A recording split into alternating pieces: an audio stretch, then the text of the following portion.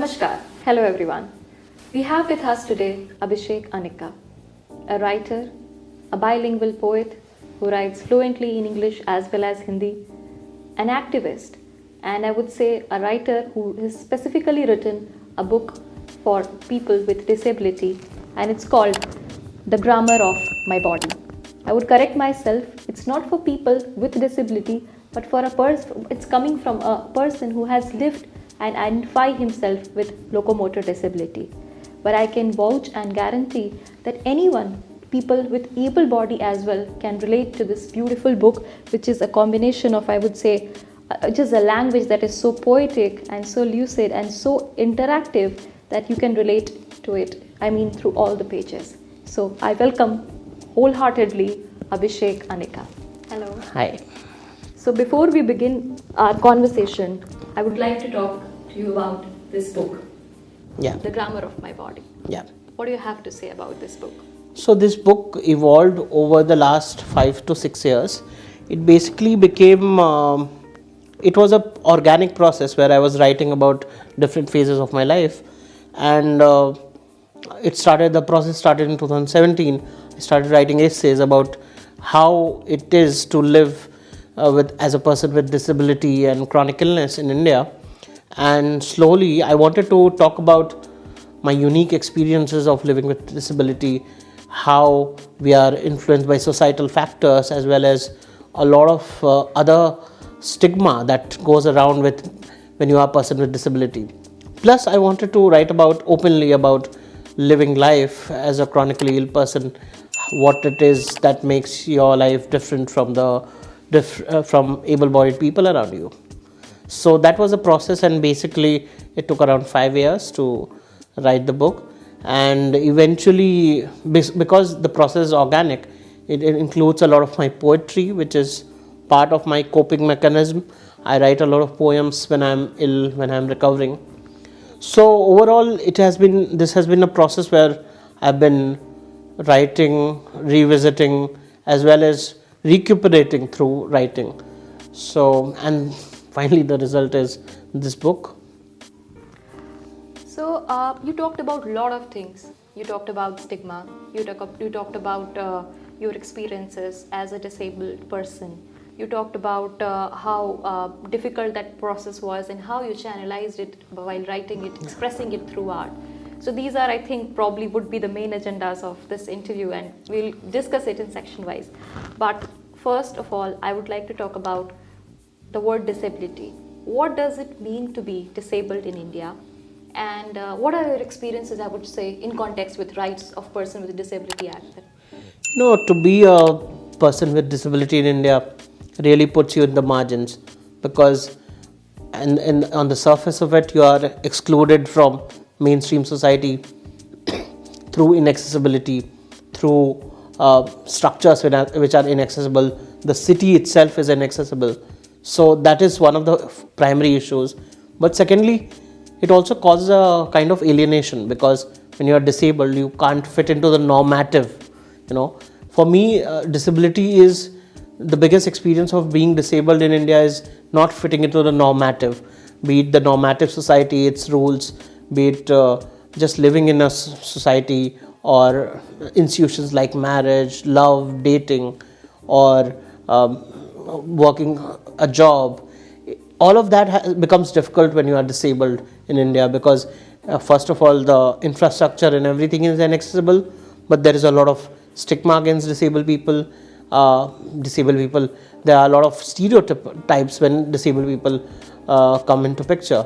So being a disabled person in India is quite alienating. Even within families, your own family, it can be quite alienating, because you are definitely not fitting into any of the brackets which a conventional Indian family has for any of their children, be it keeping up a traditional job, or starting a family, or just living an independent life. And every step of you are questioned because you are trying to not fit into that stereotype.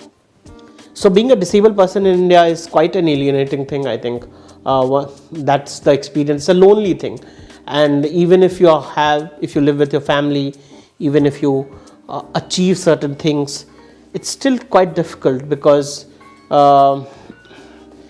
because it can be, you are never part of it, even if you are part of it. So that can be quite, it can take a toll on your mental health, it can take a toll on your well-being, it can take a toll on your sense of self, No, I understand the word when you said you are part of it and you're still not part of it.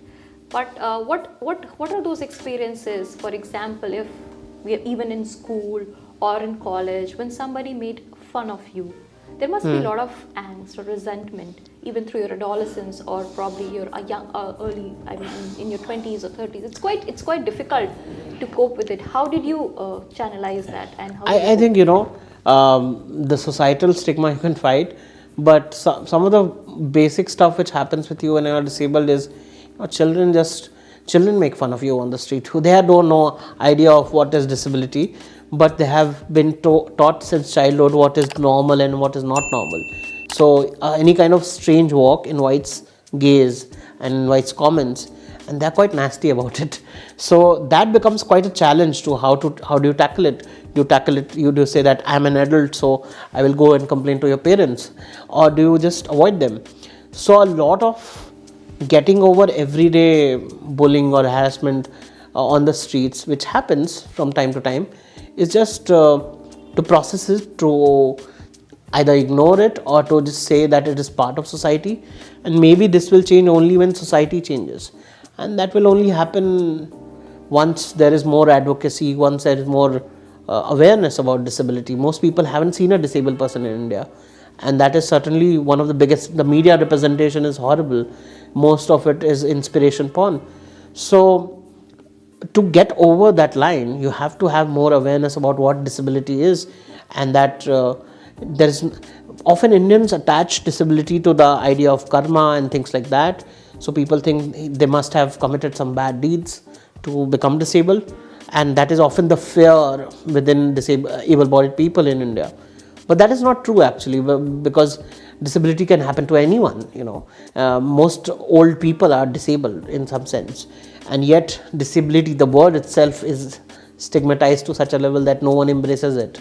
I have older relatives who don't want to use a wheelchair anywhere, because despite needing it, because they think they will be considered less of a human. So the entire idea of disability making you less of a human is the problem, and that if only disability could be part of the idea of normative, of what normal is, then I think that there won't be a problem. But that is exactly the problem right now. So in 2024, I think we are watching to normalize disability, first of all. And also there are two things when you were talking about stigma and you were talking about acceptance. One of you instances, since I know you personally, I wanted to talk to you because you have been through at that phase from being an able person to turning into a disabled person, and then going somewhere to be certified as a disabled person, to identify as a person with locomotor disability.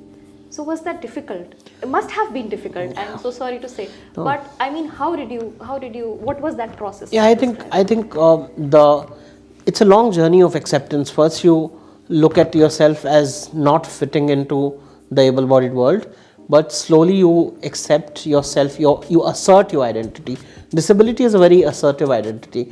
You have to assert yourself that you are disabled, and it's okay to be disabled, and it's okay to be disabled and proud. And getting a certification is often a means of just becoming a beneficiary for most people. But for me, it was also a matter of assertion that yes, I am disabled, I am different, but that doesn't mean that I can't fit into the society, or I can't fit into the norms which have been created by the society.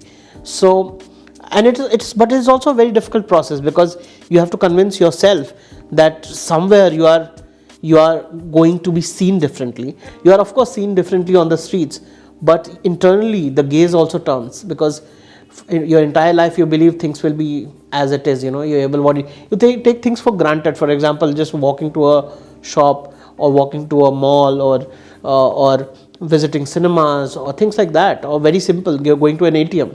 And all of this changes as soon as you become disabled, because then you have to consider hundreds of things. You have to consider whether the building is accessible, whether you have whether you would be welcome there or not, whether people would be gazing at you or not. A very simple thing becomes much more complicated. So just accepting that idea and embracing that, I think a certification process, despite being highly medicalized and problematic, it's an important step for a disabled person to go through, just to realize that their position in this society, and to just realize that the system itself is discriminatory. No, I understand that, because we just classify whether it's a permanent disability or a temporary disability and what percentage the person falls into. While going through your literary works, I came across a piece that you have written while you were guest editing for The Agents of Ishq. In that, there was a title, How Much of a Man is a Disabled Man? And that was very catchy, but it raised many questions in just one sentence. Do you have something to say about it? Yeah, because I think masculinity is complicated in a heteronormative society, which is the norm in the society, that a person is heteronormative, is attracted to a woman. That's how he is. But in that category of masculinity has certain ideas attached with it, that a man has to be independent, that a man has to be non-emotional, that the typical idea these days films are being made of how a man is supposed to be a macho man.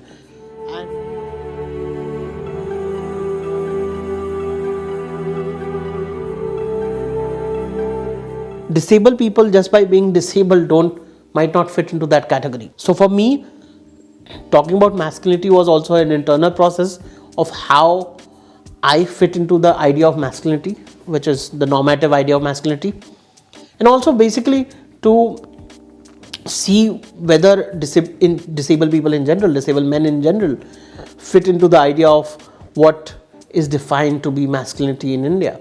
So for me, the question of being a man, because my experiences and experiences of others, I also did my MPhil research on disabled masculinity.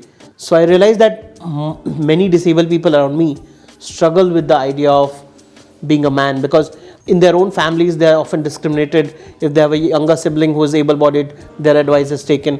When they go out to date, they can't find dates. They are often insulted because of their disability. It's a humiliating process. In the workplaces, they are not considered good enough because of their disability. So there is this complete marginalization of disabled bodies which takes place, and that also affects how you see yourself as a man. That is definitely much more, area of research and discussion, a different genre topic, masculinity and disability. But again, coming back to stigma, there are different types of stigma, as we read in psychology. So there is a self-stigma. And since you being a poet and a writer, you had this, I would say, an escape mechanism where you could channelize that process through your creative writing. And as you have described how it has helped you, because you were able to pen down what you were going through, the sufferings, the indiscrimination, everything that you were going through. Yeah. So can you enlighten us a bit about it? Yeah, I think it's a very good thing. To be a poet I think it's a gift, because it helps you to heal. Because as a disabled person, as a chronically ill person, you are constantly falling ill. And while you are recovering, it's while you are recovering that you want to live life again. But you realize your body is not the same. You can't do the same things. You can't walk like you did before. You can't do simple stuff, everyday life stuff. So that's where poetry comes in. Poetry helps you to heal. I remember I was in COVID, and after coming out of ICU, the first thing I did was to write a poem about just a nurse taking blood from my IV, or a very simple thing, but in the hospital it gave me a lot of relief, because I think a poem is a very hopeful thing. It makes you look forward to things. We celebrate seasons, we celebrate flowers, we celebrate love in poetry, and we also celebrate things which are ugly, which we also try to actually talk about it, and that's a very cathartic thing. And so poetry for me is also it's a tool of catharsis, it's a tool of healing, and it's a very, very self-fulfilling process.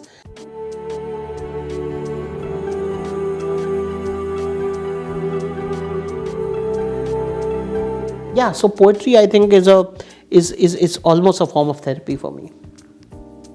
Having gone through such difficult times, you had those experiences during COVID in which you were quite sick, and you had those experiences in which there is a chapter also called delirium in this. So can you describe one of those experiences to us? Like so how it is to go into delirium I and think coming out of I it. think to lose control over your sense of self and to have no control over your mind is one of the most difficult phases of illness for me, because I have lost control over my body and I can make peace with it, but losing control of my thoughts is almost beyond, it's a very difficult thing, because you always assure yourself that at least your mind is working as you want it to, and you can at least write poetry or do things. But when your mind goes, like, escapes your control, then it becomes very hard. And I have had two, 3 episodes of that. And during COVID, it was very difficult because I was actually hallucinating all the time. It was almost that as if I was not in a hospital but in a war zone, and there was someone coming to kill me. And that image, of I think for 3 or 4 days, I was in a state of paranoia. And that paranoia actually, when I revisited now, I think I haven't been that helpless before. Even if I was very ill, I wasn't helpless. At least I had some form of courage. At least I was thinking about something. But I think when your mind goes out of your control, you completely lose it, because you lose hope. Because you have no sense of self. And that was an enlightening experience, because it taught me that there are so many people who need psychiatric help, who are mentally ill, who have mental illness, who have different forms of mental health. Everyday mental health is very important. And all of these people, I genuinely, as someone with temporary lived experience of that, I really found deep empathy for them, because it is really a difficult space. Because all your arguments, for example, all your rationality, the idea of rationality and arguments, and all the posturing of being the sane person in the room, that disappears because you don't have control over it. That was definitely a description that has coming out of the book exactly for me. But yes, an experience like that, or maybe I think you must have had another like near-death experiences, I can classify it as. Yeah. So did that enrich your writing? Of course, because when you are dying, the first thing you think about is I should just delete everything on my phone, and my character should be protected, and or you think about whom should I say my goodbye to, which I have done twice or thrice.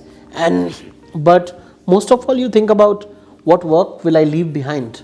I thought about a lot of poetry which I have written, which has not come out, which will never be read, and that makes you sad, because when you are leaving the world, when you are dying, that is something which what are you leaving behind. So I think writing this book and writing as a whole was a big part of it, because I thought, let me just talk about my experiences through writing and leave something behind. Even if death is something that will eventually embrace all of us, we have to leave something behind. And when you have something creative to leave behind, it's always like it's like a flower you leave behind that other people can embrace and heal. It might not heal a lot of people, but some people who have gone through experiences of disability and illness might read this book, or might read my essays, might read my poetry, and they might feel like healing. They might feel that there is more to look forward to in the world, and that's a beautiful thing. So I must interrupt you and I say that this is not just for people who have been through disability, but maybe for people. I mean, the most important thing about this book is that anyone being an able-bodied person can also relate to this book. Probably each chapter, for example, if I have to name the chapters, even the name of the chapters are so beautiful. For example, days of illness, before you walk, you fall, falling, crawling, walking, pain, rules of attraction, the queerness of my disabled body, lockdown, hopscotch, mixtape, cages, etc. I mean, love, paranoia, or an active melancholy at where it ends. the most, I mean, important, interesting part of this book is that anyone can relate to it.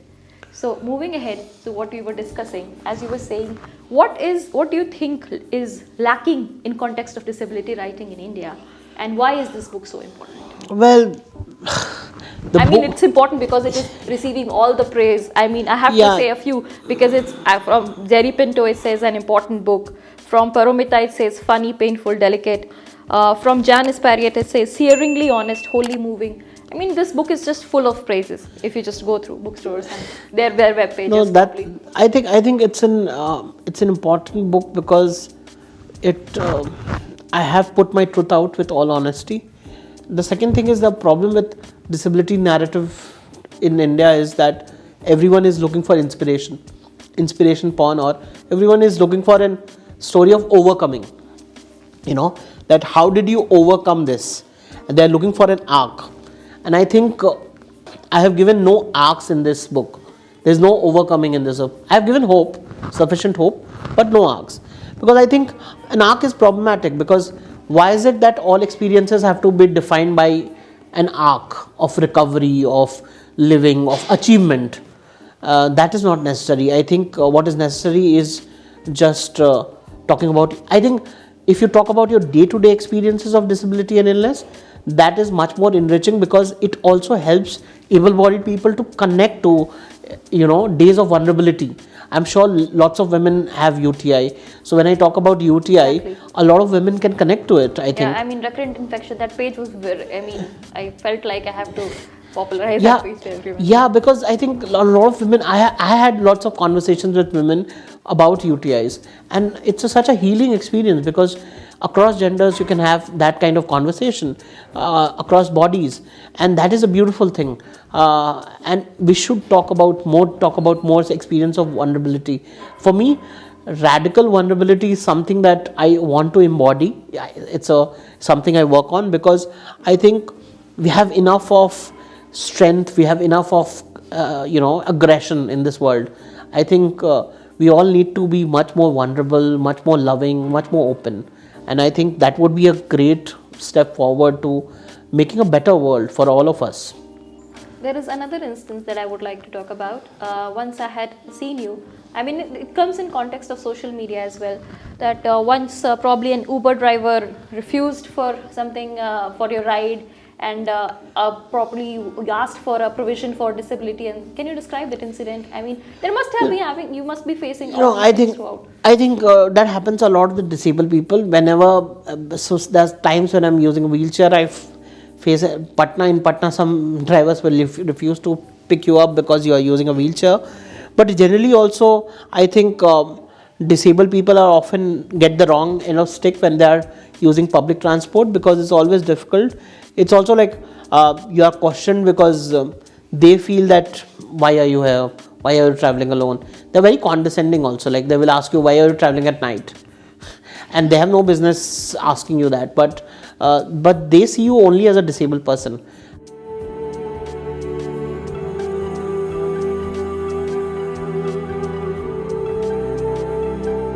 Disabled people have to be treated as other, just as anyone else. They just have a different body and they have different needs. Everyone has different needs. A woman has a different need in a city, an elderly person has a different need in a city, a child has a different need in a city, and so do disabled people. Why do disabled people are stigmatized to such a level in the society? And that is always surprising. Maybe that people are just afraid that they might become disabled one day, and they don't know how to cope with it. And that's another remark, and very interesting remark that you made. But yes, coming back to it and probably closing it, what are the suggestions? For example, even we have a Rights of Person with Disability Act, and in context of disability in India, what are the suggestions that you would provoke? For example, you would, for example, in certification, if a person is certifying someone, is there any possibility or room for space where the whole process can be a little more humane? Yeah, of course. For that, we have to have a more pragmatic medical system, more pragmatic certification system. But it can be done. I think one of the things which doctors need to take and the medical system is to take patient narrative seriously, to take that, often there is a condescending attitude because they think that what will the patient know, what will the disabled person know, what will the person who has come for certification know.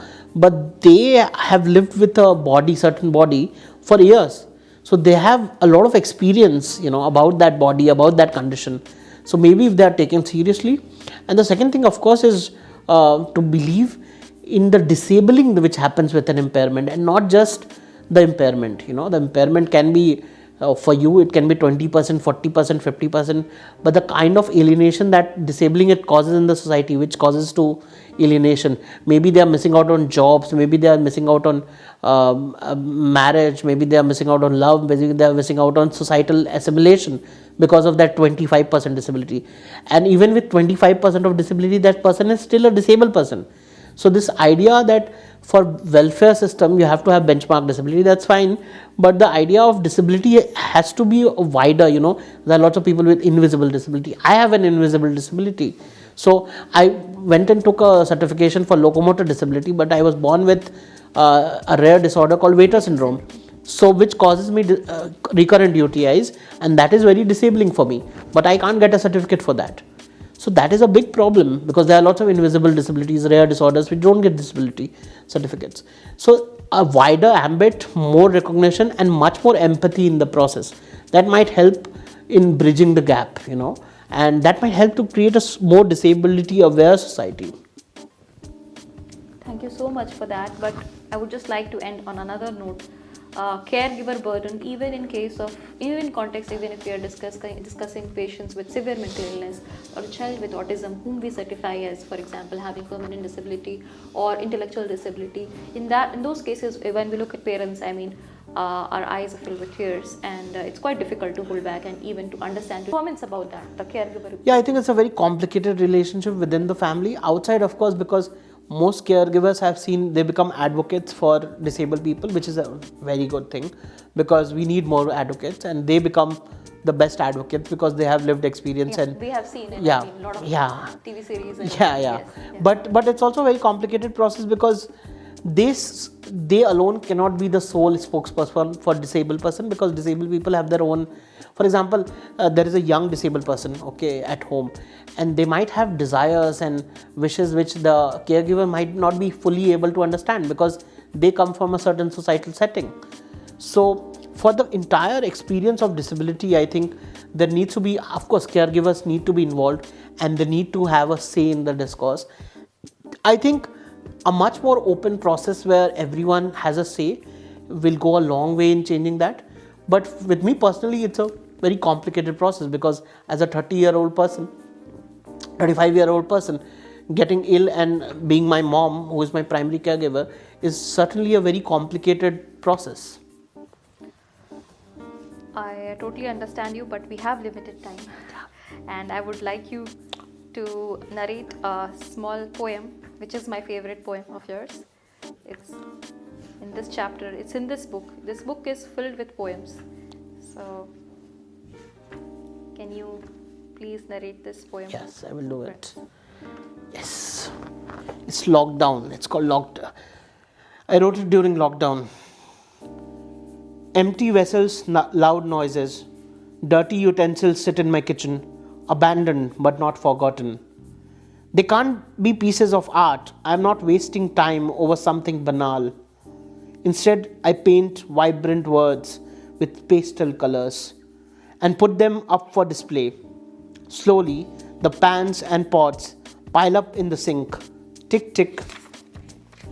First the Tower of Hogwarts, then the Mountain of Doom. Despite valiant attempts at avoidance, heaviness starts creeping in, triggering an emotional breakdown that no art in the world can instill. Thank you. Yeah. So with a book like this, which is The Grammar of My Body, Abhishek Anicca has broken the boundaries.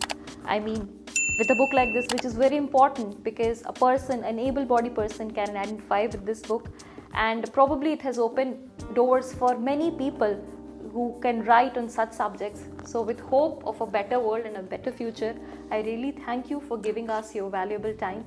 and I hope that we continue to meet again in future. Thank you. Thanks a lot.